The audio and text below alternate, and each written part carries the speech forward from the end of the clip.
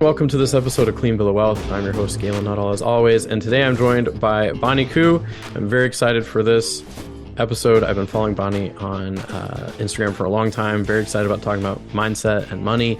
So to introduce, Bonnie Koo, MD, is a master certified life coach, physician, and founder of Wealthy Mom MD.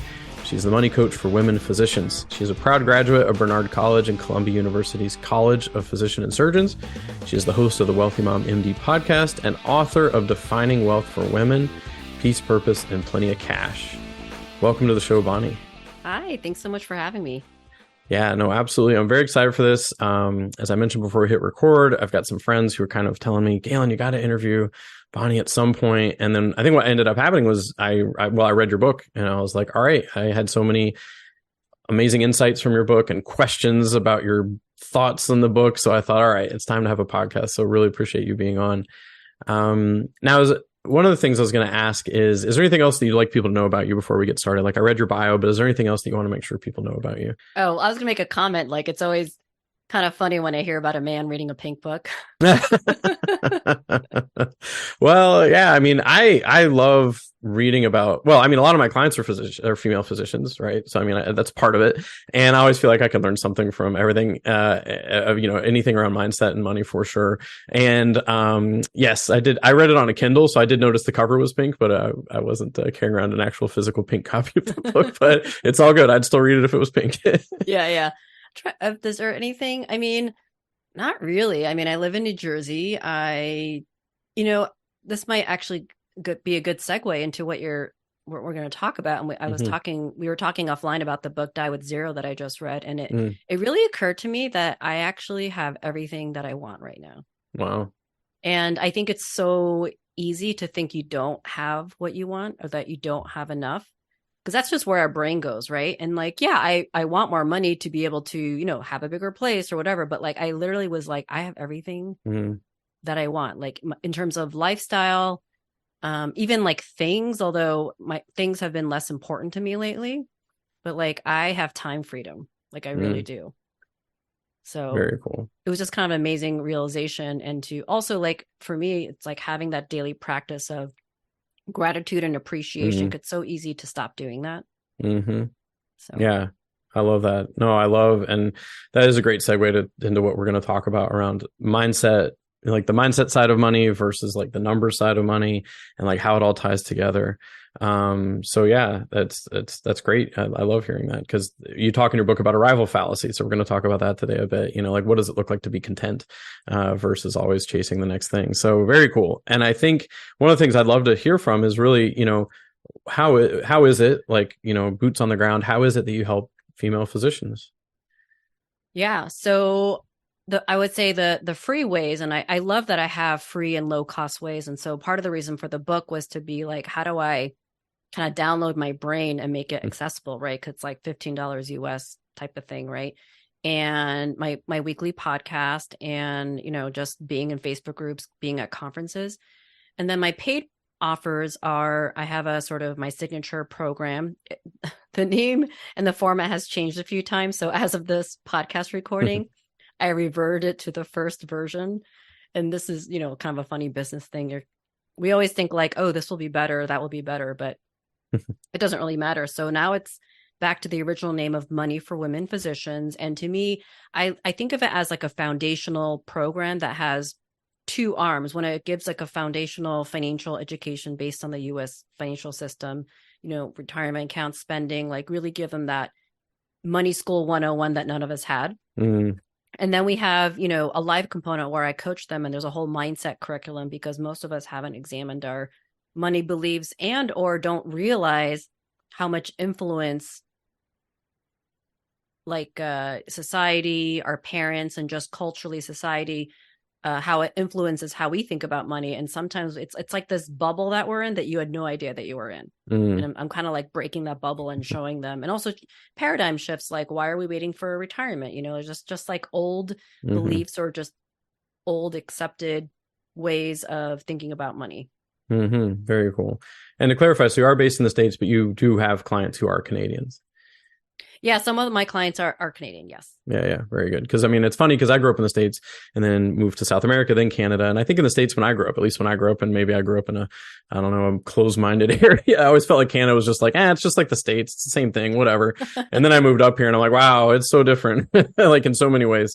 Yeah. I was just kind of felt like, yeah, whatever. Like when I was, when I was young, you just crossed with your driver's license. Like it wasn't like a big deal to go to Canada. But anyways, it's such a different place. But mindset is universal, and that's what we're going to talk about quite a bit today. Now, one of the things that really caught my eye was a couple months ago. I remember you posting about debt and how to look at debt, and I remember it being very different from what I'd heard in general from a lot of money mindset or like even physician finance people out there. And it hit me like a lot of the things and the way that you approach things is very different. And I think that for some people it could be confronting, like, oh, I haven't believed this about this ever before, and now I'm being confronted with this idea that I should think differently about this. So like, is there anything someone could take on? Like, because my guess is you, dear listener, are probably going to hear something said today that goes against what you believe, and your initial reaction is going to be some version of being confronted or rejecting it. How would you recommend that people like take on listening to something new or different?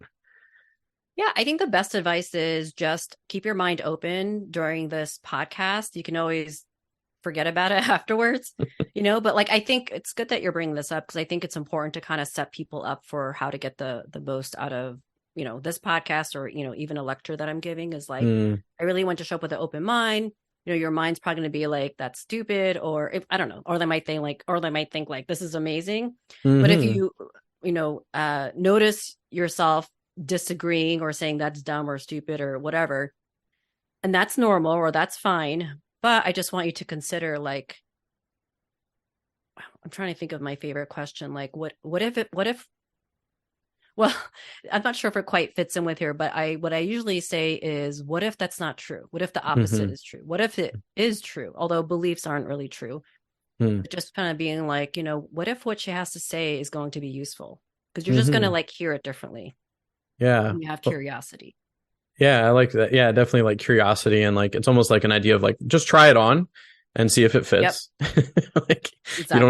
you don't have to absorb it, but just try it on and see if it fits. So I think that's a really good idea, coming at it from curiosity, because I feel like it's the human brain when we come across something that challenges our core beliefs, it's hard to like deal with that. So people are probably wondering, what does that mean? So let's dive right into what those things might be. So I think so your book talks a lot about mindset, and I think that for me, if you had sat down with me 10 years ago when I became an advisor and you'd asked me how important is mindset when it comes to what I do, I'd say, I don't even know what you're talking about. I'd be like, it's numbers and cents, it's money in, it's money out, it's retirement plans, it's all this stuff. And over the last 10 years, partially because I've, as we talked about, done a lot of personal development work and mindset work, it's like, where does mindset fit into everything? Because there's like the nuts and bolts of what you're doing, but like, how important is mindset to everything? Yeah, I think if someone's new to that concept, they might even be like, what are they even talking about? Right. And the way I describe it in the book, and, I'm still figuring out, like, how do I make it simpler for people to understand who aren't familiar with this concept? But I think basically, everything we do, there's a why behind it. It's like, why do we do what we do? So in terms of money, we're going to talk about debt. It's like, why are we paying off our student loans or making extra payments to it, right? And so that's where mindset, that's like, what is that why are you thinking that? Why are you believing that? And even those two phrases, why are you thinking that? Why are you believing it? Because people think things are true.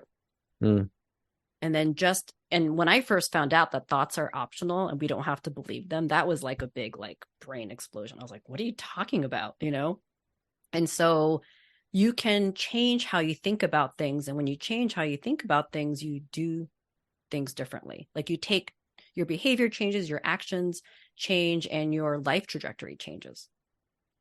Yeah. Yeah, I think that is like that idea that thoughts are optional, because we're kind of a lot of times at the mercy of our thoughts, and we feel like we have no control over them. So actually, something I just read the other day, which it's like, we were talking offline, like I learned kind of the same things over and over again, whether it's mindset or whatever.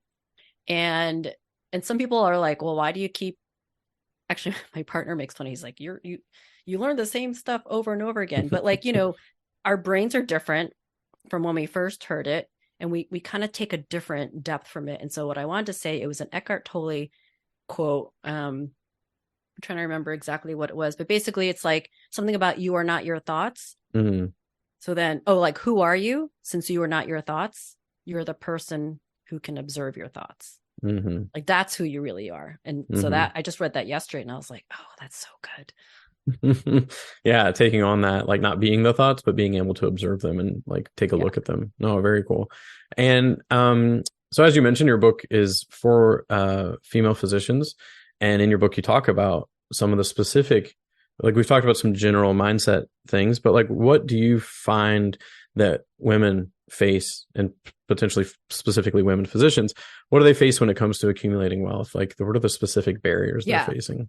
So the book is, I would say, written for a higher income woman. So like it's not like money's necessarily different for female physicians, except that, we tend to have a lot more student loan debt, right? Than some other people.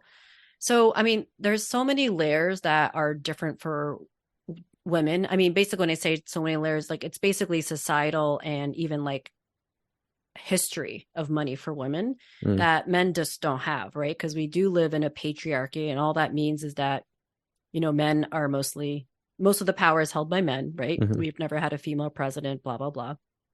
And so, I mean, historically, we had no rights when it came to money, right? It wasn't until 1974 or 78 that women couldn't necessarily open a bank account or get a credit card. It wasn't that it was illegal. It's just that banks could just be like, you can't, And so that's when it became like illegal for that. And like, this, which wasn't that long ago, like your parents, your mom, was in that sort of era. And so this is the US, obviously. I don't know what it's like in Canada. And and so, and marriage is based on women being property. And that was our only way to have money, if you think about it, right? So even though that's not the case now, like that history gets carried on, because then that affects how our parents talk about money. And then society, like, I could talk hours and hours about this, but, there's just different socialization for women, and things just apply differently. Like some of the things I mentioned in the book is like, if you think of some of the like slang used about money that are specific to women, they don't apply to men. Right. And so gold diggers usually refer to women. We're, frivolous shoppers, right? You never hear like, or see an article about a man being frivolous with money.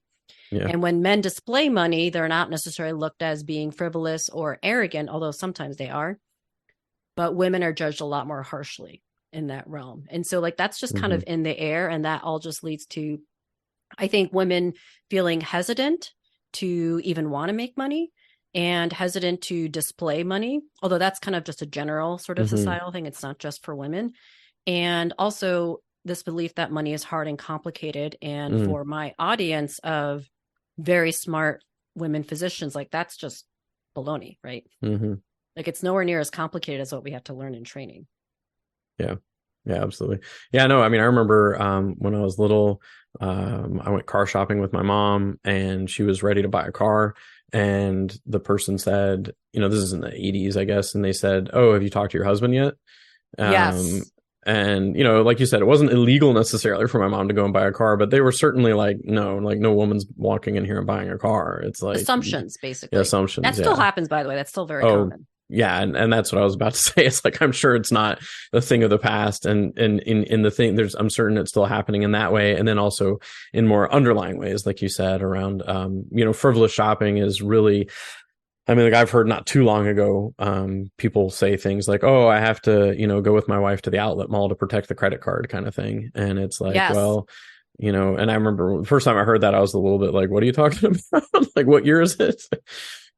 Yeah, that's basically an example how like we can't control ourselves, and someone has to be there to make sure that, and if you think about the articles aimed at women, it's the financial articles, a lot of them are about how to be frugal and to save because women are irresponsible with money. That's kind of like the underlying message. I mean, we can go on and on about this, but yeah. Well, I think it's important to recognize because, one of my first podcast episodes was about the gender pay gap in medicine. And I was completely oblivious as to I mean, I'm not in medicine, right? Like I work with doctors, but I was like, I don't understand how this could be possible. Like it seems pretty cut and dry. You get paid this much for doing this much. And then the doctor I was interviewing with amazing research kind of just blew down all the thoughts I had that, oh, this just wouldn't happen. So I think it is important to bring it up. And as you said in your book, when you look at finance, and I do get that I'm a man saying this, but you do see a lot of guys in finance. Like whenever I refer to, somebody in finance, I usually just say that guy because although there is a high representation of women than before in finance, which I think is a good thing, there is still just like a lot of guys talking about money when it comes to finance. Yeah, I mean, I definitely know that women are very underrepresented in the financial planning world. Yeah, this is like one of my favorite topics, by the way. Yeah, I love it too. Like it's, yeah. Yeah. So I think it's really important to like neutralize debt because even that word debt has like a negative connotation. And so, the words we use, like even just one word makes a huge difference. And so I didn't make this up. I learned this from my coach mentor, Brooke Castillo, but the way she described money also kind of blew my mind. She said, okay, all debt is money that you bought. And then the interest rate is the price of the money. And that just like changes how you feel about that. Like, I feel like for me, it was just like literally an emotional shift, right? Because debt is like bad. And then the way she described it was so neutral. And I was like, oh. And then it made me realize like, why do people hate debt so much? That's all the financial advice. Like Dave Ramsey, et cetera, it's like pay for debt. So that kind of blew my mind. And then it's like, okay, if debt is neutral, and what I mean by neutral is like, if there really is no inherent goodness or badness to it, how does that change things? So that's like one part. That's like the mindset part. And then bringing in the money part, since we're both helping, physicians handle their money, grow their money, et cetera, is like, well, does it really make sense for people to be obsessed with paying off their student loans at the expense of growing their wealth? Because that's really what's happening. So what I say is, okay, you should make your minimum payments at least. Like that makes sense, right? Otherwise, people will come after you. But does it make sense to spend so much time paying off debt rapidly when you first get out of residency? The common sort of advice, and even from my financial planner, who I absolutely love, I don't work with her anymore, but I still work with their CPA arm. Their recommendation is pay off your loans in the first 5 years if possible, live like a resident. And part of me is like, I think that advice should be flipped. Live like a resident, although like I do believe people should, be able to enjoy their attending money. Use that extra money to start building your assets, because that's just going to set you up so much better than paying off debt. And the joke I say is like, when you pay off debt, it does feel good, but it feels good only because you think debt is bad. Yeah. Right. I mean, it does give you that dopamine hit. I did pay off my loans early, but if I knew what I knew now, I wouldn't have done that. They were at stupidly low interest rates. But, so if they did that, it would set them up for so much better financially. And then the thing is like, oh, here's the joke. When you pay off debt, you don't start getting checks in the mail, right? It's like gone. It's great. But then like, it doesn't really help you. And the example I think is really important is like during the pandemic when, I don't know what it was like in Canada, but some physicians were furloughed, or I don't know if they were fired, but basically they were making a lot less money because the capacity to see patients was just decreased dramatically. Yeah. And some offices were really hanging by a thread until they got the PPP loan here. So I was thinking about that and I was like, okay, if the physician was in that position where their income dramatically decreased, not having debt is helpful because your monthly expenses are less because you don't have that debt line item. But if you had income producing assets or other avenues of income, then people call it multiple streams of income, wouldn't that be a much better thing? Much better position to be in? Those are my thoughts. No, there's so much to talk about there. And I mean, I think one of the things that I think people are concerned, like when I give advice around this, like what I do is I do crunch the numbers. And because I think some people might think like, oh, Galen, you just want people to invest their money because you make money when they invest. You don't make money when they pay off their debt. And I'm like, honestly, it doesn't matter to me. I was like, whatever makes you sleep better at night. But what I do show people is the impact. Like, what is the impact of aggressively paying off the debt as opposed to what you could be doing differently? And when people see the numbers, especially long-term numbers, they can just decide, okay, based on the numbers and line it up with their values. Because I get that people come to the table with lots of values and emotions and beliefs around money. Like you're saying, value judgments of debt bad, paying off debt good sort of thing. But I think a lot of people don't necessarily see the impact of it. And I mean, I'll get technical for a split second here, but I think it's similar in the States where physicians can incorporate. And once you incorporate, you can take advantage of some tax deferral stuff. And a lot of people say pay off your debt, all your debt, then incorporate. And that's like another thing that people sometimes, like, I'm not, specific situations are different, but when I crunch the numbers for people, sometimes it's like, wow, you're actually missing out by like delaying this. And the other thing that I find is when I've met a physician who's finally gotten to the point where I shouldn't say finally, but like they've gotten to the point where they've paid off their debt. A lot of them are also very aggressive with mortgages. And I get at the time of this recording, interest rates are high. So it's even more of a like, oh my gosh, like interest rates are high. Like I got to do something about this. When I meet people who finally get to that point where they've zeroed out everything, and there's a saying of like, when I started as an advisor, all these, you were talking about pundits who are like, pay off your debt, pay off your debt. And one of my, someone said it and I can't remember, like, why are we making zero the new hero? Because basically when you pay off the debt, you get to zero. And it's like zero is the hero. I find that when people get to zero, they don't know what to do next because they're like, I've been so focused on paying off my debt and they're a bit older. So like some of them are more nervous about investing their money or taking any sort of a risk with their money. So then they're stuck in like a really conservative sort of pattern where they're also missing out. So that's one extreme, I would say, but I have seen it. And I think it comes from this sort of belief around debt and like what debt's doing for you and missing out on opportunities while you're paying off debt. Yeah. I'm totally using that in an Instagram post. Zero is the new hero. I love that. Very catchy. Yeah. No, that is a thing. I remember, I don't want to name names, but a lot of the financial advice from other physician finance people was about getting to zero. Mm-hmm. And then because of that, then all these physicians started doing that. Like, oh my God, I'm at zero net worth. I'm like, because they paid off the debt. And I'm like, no, I'm just like, well, yeah. Anyway. Yeah. And like I said, like I have met physicians who that's their thing. They're like, you know what? I'm so tired of having these loans over my head for so long. I absolutely just have to get rid of them. And I'm like, I get it. If you absolutely have to get rid of it, fine. But if you're in that ground of like, okay, show me the impact of maybe doing this a little too aggressively, at least then they can be cognizant of, okay, what's the data saying about what they should be doing versus like the emotional value side of things. Again, like I've met physicians who are like, Galen, I just absolutely have to, and no number you show me is going to make me stop paying off my debt. I'm like, fine, so do it. So that's where the mindset comes in, because the reason they're doing that is because of their beliefs about debt. But it's just been like baked into our culture, right? Yeah. So like if they think debt is bad and it's better to not be better to be debt free, then of course they're going to prioritize that. Yeah. You know what I mean? Yeah. And it's really easy. That's one of the things I talk about in the book. Like, if you think about our survival brain and what motivates it, debt really fits in nicely with what motivates our brains to do that. Should I go over the triad real quick? Absolutely.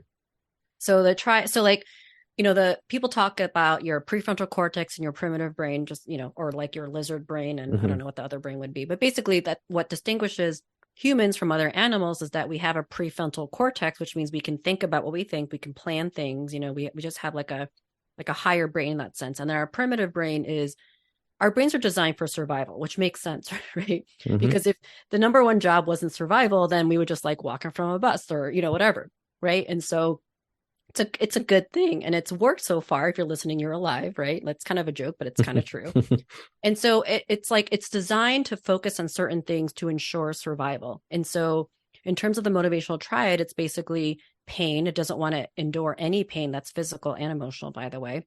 It wants things to be easy. And that's because of efficiency, right? Because our brains are very, energy intensive. Like it requires a lot of calories, right? Like I think people are really surprised at how many calories a brain requires, because it's easy to think like, oh, your muscles, your heart, whatever. But like I don't know the percentage. I should know as a physician, but I don't remember. And so it's very energy intensive. So your brain obviously wants to conserve energy. And so anything that's not easy, it doesn't want to do, basically. Yeah. And that's kind of where that's where it's basically when you notice resistance, it's because your brain's like, dude, why do we want to do this thing that's like different and hard? Like, let's just keep doing what we're doing. And in some ways it doesn't really care if you're happy or not, because like what's familiar is always easier. Change is always hard.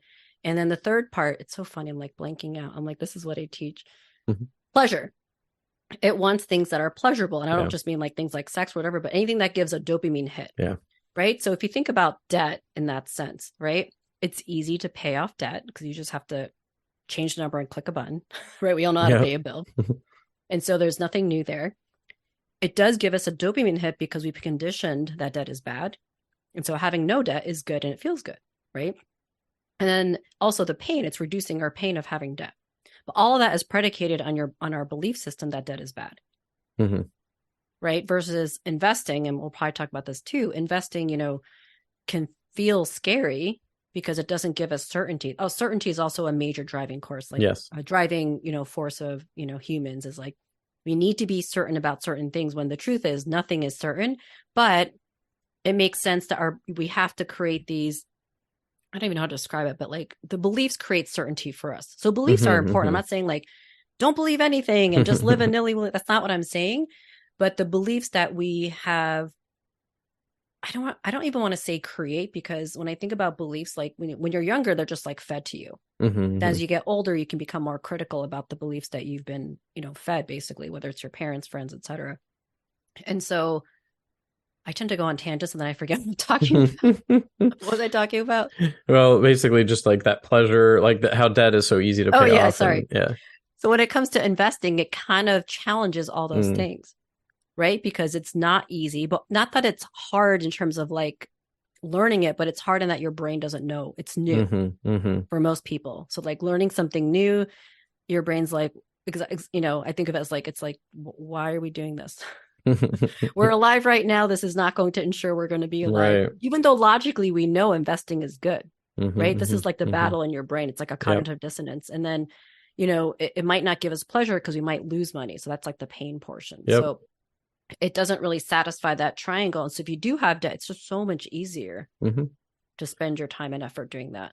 Yeah. No, absolutely. And I love that because I haven't known it to that, like this extent of that triad, but certainly I've seen how it is comfortable. It's predictable. It's comforting, I should say. It's predictable. It's very predictable. And another thing of what you're saying is I find that I think that our brains tend to, like you're saying, that simplicity and that certainty. I think our brains tend to not want to have to deal with a lot of nuance of like, how could this be different or how could this not be different? Like you said, it's kind of like, what's that easy, fast, way? And like, are we in pain right now? No, good. Life is good. Let's avoid more pain, things like that. And when in fact, I find it to be quite nuanced. Like once I sit down with someone on a one-on-one situation and have conversations about their exact life and their exact value system, like things get very nuanced. And I get that it's very hard to be nuanced when it comes to content. Like I create videos about things and podcasts about things. So it's very hard to be nuanced in the sense that I'm not talking to an individual to have like a back and forth. But I think the generality holds true in that when someone gets used to doing something very predictable and comfortable, like paying off debt, it's hard to shift to that other side of things that might be more rewarding in the long run, but they find difficult to take on necessarily. And to sort of riff on the comfort thing, I think, I don't want to say all doctors are miserable, but a lot of doctors are unhappy in general for a number of reasons and they feel stuck. And so, but it's the same thing. It's very comfortable what they're doing. They know how to work. They know how to see patients and make money that way. So even though they might not be happy with what they're doing, the thought of having to do something different is scary. Yeah. And I think I totally get that. And I think we should jump right into like arrival fallacy, because I think that's one of the things that keeps people from being happy. And the fact that you kicked off this podcast by saying you have everything you want just like kind of blew me away, because like you just don't hear that from people. But I also get that there's an element of like paying attention to it. So yeah, let's talk. Like I'd love to talk about arrival fallacy and the joy inventory. I think it's a good time to talk about that. Yeah. It's funny. So you can't see what I'm looking at, but right in front of me, I have this quote, although it's covered by my lights. And this has really helped me because, like I said, going back to some of the brain stuff, are going back to the survival brain. One of the things that has to do to make sure we're not in danger is it's always scanning. There's so much that we don't realize our brain is doing, because if we had to pay attention to everything, like we wouldn't get to do anything, right? Like we're not consciously thinking, oh, the heart needs to beat at a certain time and et cetera. So that's all delegated, right? And so it's designed to always look for what's wrong and what's missing to make sure there isn't something dangerous, right? So it's always going to see the glass half empty to make sure that's not going to be a threat, right? So that's kind of the extreme. And so that's why I think our brains default to money scarcity. I don't have enough. Scarcity just means I don't have enough, whether it's not enough money, enough time. Like those are the common things people say. I don't have enough time, which is like, really doesn't make sense if you think about it. And I don't have enough money, which also doesn't make sense if you think about it for our clientele, because they all live somewhere. If Yeah. you're listening to this podcast, that means they have the ability to, have a phone or whatever they're listening to, right? And so everyone always has enough money for the moment they're in. And I think that moment thing I'm talking about is we're always like in the future or in the past. And we forget that there's like the present moment. And that's really what life is. And so what the quote in front of me, I think I read it from, I can't remember, but it's not mine, is when you are discontent, you always want more, more, more. Your desire can never be satisfied. But when you practice contentment, you can say to yourself, oh, yes, I already have everything that I really need. And when it says practice contentment, I think about like practicing gratitude, appreciating what you have, and then like giving thanks, right? With my religious traumatic background, the whole giving thanks used to be a traumatizing concept for me. I'm like, they always made me say that, so I'm not going to do it. But I've since, shifted that. So when you are discontent, that's really talking about I don't have enough, like I need more, I need more, I need more to feel better, right? That's like the arrival fallacy. It's all kind of packaged up together. And so that in a nutshell is really it. And what I have on this sheet of paper is some mantras to remind myself. It's so easy to be like, I don't have enough, I need more, or whatever. And basically I already have everything that I really need, because it's always true. And I have everything that I need. And when people talk about scarcity, they talk about the flip side of abundance. I'm sure you've heard this, right? But if you think of that, that's kind of, it's a very all or nothing way of thinking. It's like a 180. And if someone has a lot of money scarcity, the idea of abundance is like kind of crazy to them. And I don't think I have a truly abundant mindset, but I think what people need to aim for is feeling sufficient. And to me, that means like what I just said, like I have everything that I need. Like I have what I need and maybe even want, like right now, like you feel sufficient. And I think that's the goal for most people initially, because abundance is kind of like unattainable. If I tell someone like, you should try to be a multimillionaire, that's available, they're going to be like, well, who are you? Yeah, it's like, or you're crazy. Yeah, too big of a leap. It's like take the leap from scarcity to contentment. And I mean, I think this is worth saying too, is like, I feel like one of the things, especially if someone's fairly new to personal development and coaching or mindset, like I think one thing that someone might be thinking, you might be thinking listening to this right now, like this sounds easier said than done. Like I've believed this way my whole life that I don't have enough. It's a constant thought in my brain that I don't have enough. How am I really going to make a difference? What would you say to that? Yeah. And I totally could see that. And, there's this, we kind of hear growing up that there's a point where you can't change. People don't change, right? Like you hear that all the time. And that is just simply not true. And there's even science to back it up. Like we are, neuroplasticity is still available to us as adults. It's a little harder than a child, but that doesn't mean we can't do it, So you can create new like connections in your brain and change how things are wired. And so, but there is a process. You can't just like wake up and be like, okay, today I'm going to feel sufficient, right? There's unfortunately work involved, which your brain is going to resist. But the first step is really awareness. Being aware that maybe what you're believing right now isn't actually true, and that there's another way to think about things. Like, and that first initial phase is like, that in itself is very powerful, because that puts your mind in being curious about like, whoa, what if everything I think about debt is actually not true? And just being curious. And then there's actually, it's an acronym that I learned from one of my coach mentors. It's ARPA, ARPA. And so it's the 4 phases to change your mindset. So it's awareness. And then your brain automatically goes into resistance. That makes sense. And you tend to go back and ping pong back and forth. And that's where you have cognitive dissonance. Because on one hand, you're like, well, debt really isn't bad. It's like, wait, debt is bad. And it's like, you can't, your brain kind of like goes a little nuts because it doesn't know what to do with these 2 conflicting beliefs. And that's normal. So it's normal to go through that resistance. C is curiosity. When we are in resistance, which again is a normal phase, we cannot make any progress, which makes sense because you're just like stuck. So when you're curious, it just means opening your brain a bit more. When you start to get curious about a belief system, and then we can start to imagine how it might not be true, or why it might not be, why it might be possible to not have to believe it. And you're just kind of like thinking about it and being open-minded, basically. And then the last A is authority, is when you start having authority over your old belief system.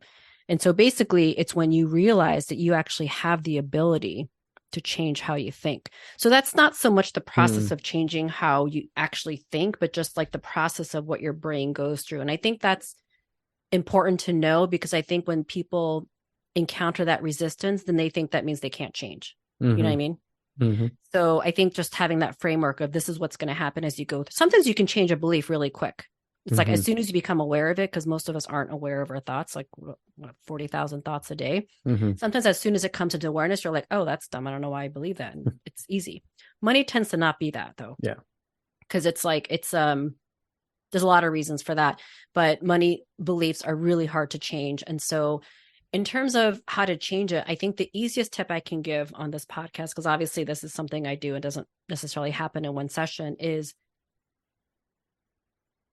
it's creating a ladder thought. Because going from I need to get out of debt to I shouldn't pay off my debt, again, is like a 180 and could be hard. It's like, but there's a middle, I was going to say middle ground, but changing your belief, even just 10% makes a difference, or even 1%, I could just say, like even a 1% shift, because it changes how it feels, because debt feels really heavy for people. That's really what it comes to. It feels really heavy and negative and all that stuff. And so it's like, how can we make it like 1% less heavy? Like, let's just strive for 1%. And so some suggestions I'll give in terms of like, suggested thoughts is like, that I think are really easily accessible for people is something like, well, maybe, just maybe, it's possible that debt might not be bad. Because that also like puts you into curiosity mode. So basically I say, put a lot of maybes in the new thought and put the possible, like just, a lot of those. You might have to say it multiple times. But when people say that out loud, and I think this is important, they'll notice a slight shift. It'll probably be 10% better, not just 1%. But like I always tell people, don't underestimate the power of feeling 1% less bad about something. Yeah. No, I like that. And I think, you really hit it where comes down to, like you said, like not trying to take a 180 all at once, but like, like I hear that daily practice of taking on, okay, what am I here to be grateful for? What do I have that's enough? Like actually taking the time to do that, because as you said earlier, our brain is scanning for, like, I'm really taking that. Like, this is what I'm really getting from this is our brain is scanning for what's wrong. Our brain is going to default to glass half empty because we don't want something to jump out and like tear us apart. we want to scan for unknown, scan for risks. Right. So I love that idea of like counteracting that with an active practice of, how can I reframe these thoughts? What am I grateful for? What am I content about? Like, what do I have enough of? Like, I really feel like that's really great, like as a daily practice. And I don't think, I get that it is work, quote unquote, but I don't think it would take a whole lot of time to even just take on that exercise. Yeah. And when you think about a belief, it's just a thought that we've thought over and over again. So that we believe it's true. And so this practice, and I still forget to do it. That's how you start retraining your brain, literally. To be in less scarcity. Yeah, like rewriting those pathways. Yeah, very cool. And then one thing I really liked what you said about was like budgeting and the joy inventory. So I definitely want to talk about that because I feel like that puts the idea of budgeting kind of on its head in a way that's probably helpful for a lot of people. Yeah, I think this all comes back to, I don't remember if we talked about it during the podcast or when we were chatting offline, but I told you I read that book, Die with Zero, and that it kind of blew my mind a lot too. And this goes well with my joy. So I'm actually actively re-recording the course. And so it's definitely going to change this part of my program, the spending module, and what makes life great. And he calls it maximum life enjoyment. Like, I just think that's a brilliant phase. And like my version of it is called living wealthy, or having a wealthy life, or rich life. Ramit Sethi uses that phrase. And, so what are the things that actually help you have that maximum life enjoyment? Basically, he says it comes down to experiences. We've all heard that. And also high quality relationships. So that's not so much a financial sort of topic. And so I think it's easy for all of us to kind of get obsessed with consumerism. It's just in our culture. I'm assuming it's the same in Canada. It's not just a US phenomenon, right?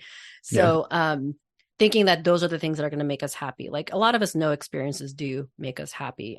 But not all experiences cost money, and not all things that give us joy cost money. So I think it's important to kind of like actually think about it and write it down. Because a lot of these things we're talking about, I don't want people listening to this podcast thinking like, oh, that's cool, but then it's easy to forget about it after the podcast. Like taking action is really what's going to help you change, right? Like it takes action for you to change a belief system. And so, yeah, taking a joy inventory of like, what are things that actually don't cost money? And an example, since we're both parents, is like quality time with our kids. Yeah.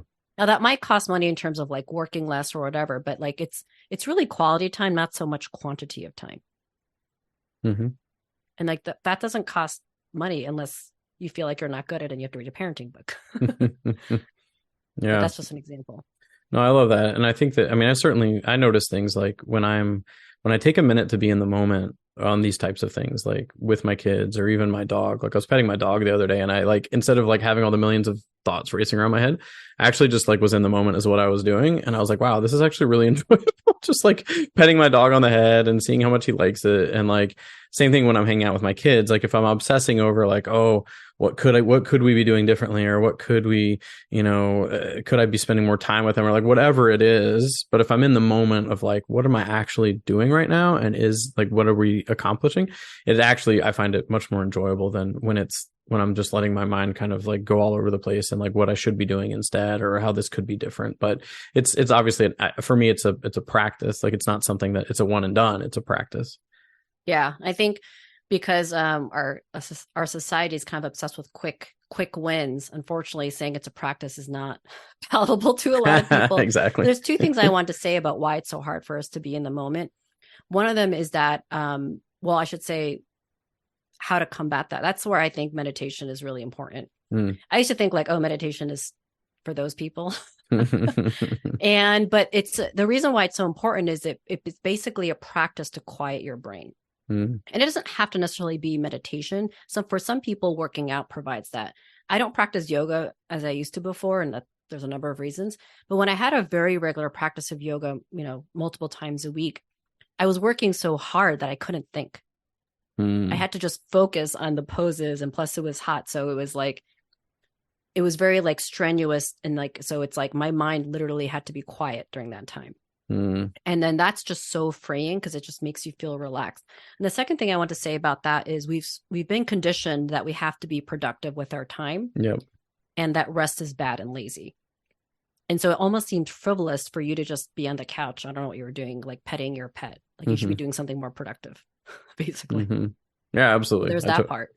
Yeah. And we don't know how to rest because we're so busy. So like when you're sitting on a couch doing nothing, like literally nothing, not even petting your pet, it's very uncomfortable actually. Oh yeah. I can't even imagine it. Like even when I'm doing yard work, I'm listening to an audiobook. Like even like the other day for the first time in years. I run, I do triathlon. So I run and bike and swim. And I never, ever listened to anything like when I ran. And then a couple of years ago, I was like, oh, I should listen to like a podcast or music or something, like just to kind of audiobook to make the most of this time. And so I did that for a long time. And then finally a couple of weeks ago, I was like, what if I just didn't do that? And it was very enjoyable in that my mind, I find running very therapeutic, and my mind gets to wander when I let it wander. When I'm listening to something, it's harder for it to wander, but it wandered. And actually it was interesting because there were a lot of creative things that happened with my brain that wouldn't have normally happened if I was kind of focused on something. So not saying don't listen to this podcast while you're running, but take it on that you don't always have to be productive in doing something. Yeah.